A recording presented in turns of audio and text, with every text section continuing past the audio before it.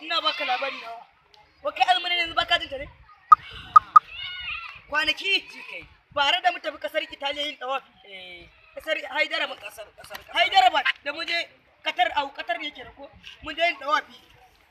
da mu je tawafin nan na baka labari mun dawo kenan kasa Najeriya jirgin nan ai jirgi su kai muna gaddama fa jirgin nan da nayi wata ubatin sa duru ko yadda jirgin nan wannan tusa ta biyo kwana kwargidan ta duko ma kwargidan mu sauka daidai ne wannan filin da muke itilan ana jirgin ya sauka ana bai sauka la ne sauka assalamu alaikum kai malam ai ne kai ina baka labari lokacin da mu yi wani hatsari lokacin muna kasan Japan mu taso za mu zo nan Nigeria mu zo cikin garin Anto sai ga wani hatsari ya auku da mu hatsarin nan kai Allah ya shi kyauta hatsarin nan kowa motar ne da kanshi ya ciccire ba wani kawai bai cire ba a lokacin nan da rasa ya za a yi a har hada mutanen nan da na samu wannan da na samu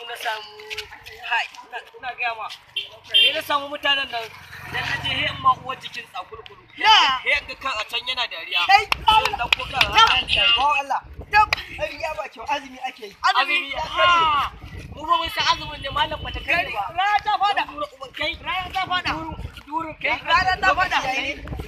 annabi ya ce ne rana ta fada lokacin ba san